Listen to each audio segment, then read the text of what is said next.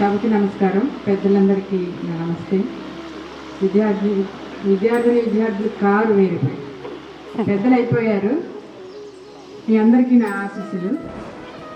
ఇప్పుడు మన మాస్టర్లు అందరూ మాట్లాడుతుంటే ఎంత శ్రద్ధగా వింటున్నారంటే నేను అనుకుంటాను దాని నుంచి.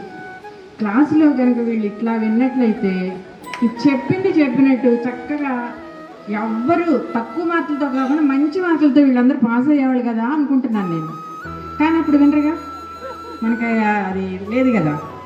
పర్లేదు, అయినా సరే అందరూ మంచి పొజిషన్లోకి రావాలని, ఇప్పుడు అందరూ హ్యాపీగా ఉన్నారని నేను అనుకుంటున్నాను నేను. ఎందుకంటే అందరిని చూస్తే హుషారుగానే ఉన్నారు, అమ్మాయిలు అబ్బాయిలు అందరూ.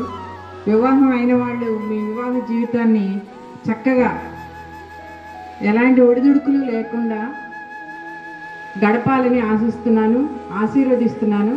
అలాగే ఇక వివాహం చేసుకోబోయే వాళ్ళు కూడా మంచిగా ఉండాలని, మాస్టర్ గారు చెప్పినట్టు వీలైతే ఎడ్యుకేషన్ని పెంచుకోవడానికి ట్రై చేయండి.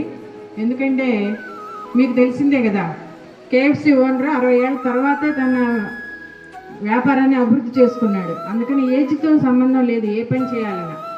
కాబట్టి మనం ఏదైనా చేయొచ్చు. కాకపోతే మీకు ఇంట్రెస్ట్ ఉండాలి అంతే. మీ అందరినీ ఇంకొకసారి ఆశీర్వదిస్తున్నాను.